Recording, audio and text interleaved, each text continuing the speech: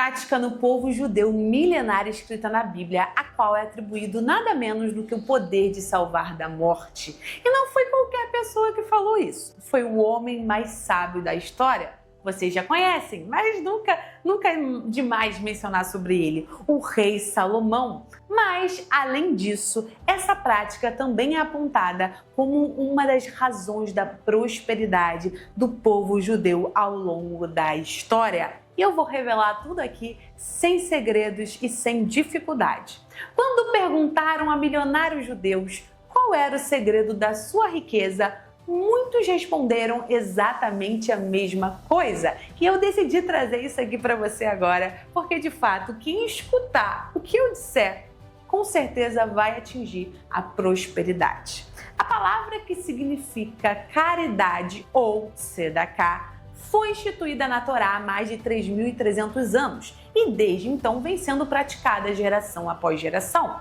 Toda vez que um judeu é questionado pela sua riqueza, eles sempre falam essa palavra, tzedakah. Os sábios dizem que esse mandamento é tão importante que equivale a todos os outros juntos, ou seja, se você prestar atenção e praticar isso, que é um segredo milenar dos judeus, você vai atingir essa prosperidade. E no vídeo de hoje eu vou te ensinar como praticar isso da forma correta e já te garanto, você não vai se arrepender. Então já chega deixando o seu like, já senta e vamos agora aprender mais uma sabedoria da riqueza que é a prosperidade judaica. Essa é uma das poucas práticas que vem acompanhada de uma promessa direta de Deus. A tzedakah é essa promessa que Deus fala o seguinte: tragam-me suas ofertas e me provem, e eu derramarei bênçãos até que vocês digam basta. Mas o que muita gente não entende é que normalmente nós não podemos provar Deus. Mas o próprio Deus diz: na caridade vocês podem me provar. Ou seja, quando você dá ao outro, a bênção vem sobre você. Mas não é de qualquer jeito, não é de qualquer forma. E nesse vídeo eu vou dividir tudo certinho para vocês. Então ele vai ter 4 partes que vão mudar a sua vida e você precisa ficar atento a cada uma delas. A primeira coisa é sobre a caridade na Bíblia, depois sobre as promessas e os benefícios da caridade, mas da forma certa, tá? O terceiro, a caridade como um trabalho espiritual, e isso é o que muitas religiões não entendem. E quarto, como, a quem e quanto devemos dar, porque pelo judaísmo também há um limite e é o que você vai aprender aqui hoje. Então, vamos começar e eu quero saber quem tá ligadinho aqui, então já comenta aqui prosperidade pra gente já começar com o pé na porta, porque esse ano de 2026 vai ser o seu ano. Antes de mais nada, eu quero te fazer um convite. Se você também quer saber tudo sobre a sabedoria judaica em 1 minuto, então siga o meu Instagram, Ruth Klas, e também siga o canal da Comunidade Família Israel. Lá no nosso Instagram a gente possui vários acervos, várias coisas bacanas que vão mudar a sua vida em apenas 1 minuto. Então já aproveita, faça isso, mas agora vamos à parte mais importante, a parte 1. Vamos entender sobre a caridade na Bíblia e como ela pode te deixar rico. Caridade é ajudar quem precisa, o pobre, o necessitado, quem está em dificuldade. Um dos textos mais claros está lá em Deuteronômio 15. Dos versos 7 ao 11, está escrito o seguinte: quando houver um pobre entre vocês, não endureçam o coração e não fechem a mão. Abram a mão e ajudem. O texto fala especialmente sobre empréstimos. Naquela época, existia o ano da Shemitah, que é o 7º ano, quando as dívidas eram canceladas, caducadas, como a gente conhece por aí.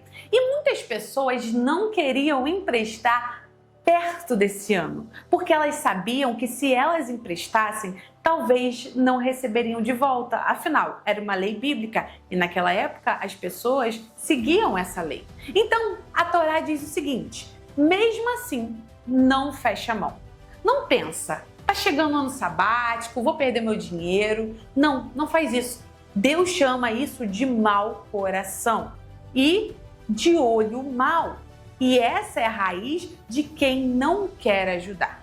Depois, o próprio Deus diz: se você ajudar, eu te abençoarei em tudo que você fizer, em tudo que você tocar. Ou seja, você quer bênção? Ajude, mesmo que talvez não receba de volta. E é aqui que entra o pulo do gato, porque muitas das vezes a gente tem medo de ajudar, porque a gente ajuda as pessoas e as pessoas sempre nos tratam mal, nos ajudam de volta, mas aí eu pulo do gato. No final, Deus diz, sempre haverá pobres, por isso eu confio em você. É como se Deus dissesse, eu criei o mundo, mas existem injustiças. Eu conto com você para corrigir isso. E se você fizer isso, eu vou fazer você prosperar em todas as áreas. Por isso que em hebraico, caridade se chama tzedakah, que significa justiça. Justiça não é só bondade, é a justiça de fato. Isaías também fala exatamente sobre isso. O verdadeiro jejum é ajudar quem tem fome. Ou seja, é você agir com justiça, é você ver que há pessoas que têm mais e se você é essa pessoa que tem mais do que o outro, você deve agir com justiça e ajudar essa pessoa. Isso é a tzedakah. Em Deuteronômio 24 aparece outro exemplo disso para você ver como isso é poderoso na sua Bíblia e muitas das vezes você deixa de fazer e a bênção deixa de chegar na sua casa por causa disso. Um pobre deixa sua única roupa como garantia de um empréstimo. E Deus diz, à noite devolva a roupa para ele. Sim, preste atenção aqui agora. Isso é considerado tzedakah, justiça. E é exatamente o que você precisa entender para que a prosperidade comece a chegar na sua casa e seus celeiros se encham. A Torá nos ensina algo muito importante. Caridade não é ir além da obrigação. Há um limite para isso. Não é ser bonzinho, é fazer o que é certo, é cumprir o nosso papel no mundo. Para isso que você está aqui e para isso que Deus está te trazendo até esse vídeo hoje. Porque nós vivemos em um mundo completamente desigual. Poucos têm muito e muitos têm quase nada. E a tzedakah, essa justiça, ela nos chama para mudar isso. E a pessoa que tem essa coragem de ajudar, mesmo quando tem pouco, de ajudar aquele que tem menos, com certeza Deus começa a confiar riquezas e prosperidade na mão deles. E aí a gente parte justamente para a parte 2, que é os benefícios da caridade. Lá em Provérbios diz algo muito valioso que eu nunca vou esquecer. A caridade livra da morte. Por quê? Porque quando você pratica a tzedakah, quando você salva alguém da fome, da miséria, da dor, você salva uma vida. E isso desperta a salvação sobre você também.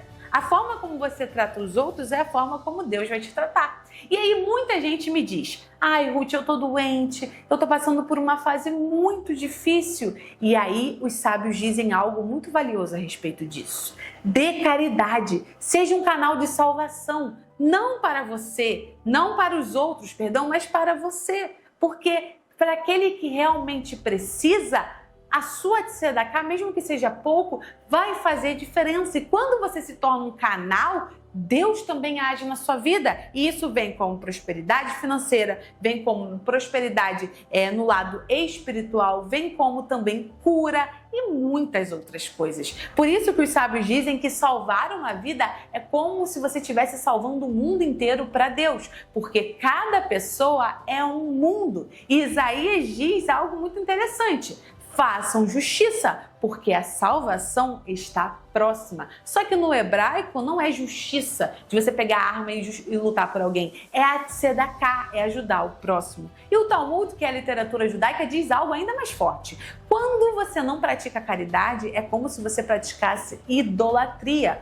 Por quê? Porque você abandona o mundo, deixa tudo sem esperança. E não foi para isso que Deus criou o mundo. Ele criou o mundo para que ele fosse um lugar maravilhoso, para que todos vivessem em harmonia. Não é à toa que ele criou tudo de uma forma perfeita. Mas infelizmente o ser humano, com a sua ganância, destrói tudo. E é aí que a gente vai para a parte 3, a caridade como um trabalho espiritual. E você vai ver como uma coisa se conecta com a outra. Deus é, por essência, um doador. Ele criou tudo para dar. As águas, as árvores frutíferas, os animais, o ar, tudo que fazemos hoje tem um dedo de Deus. A criação, ela existe para receber. Quando eu só quero para mim, eu estou no nível da criação. Quando eu dou, eu me aproximo de Deus. Eu me torno parecido com Ele. Então, caridade é você se unir ao Criador. É participar da missão de consertar o mundo. E isso é algo extraordinário. Aí a gente entra no conceito em hebraico que chamamos de tikkun olam, de conserto do mundo,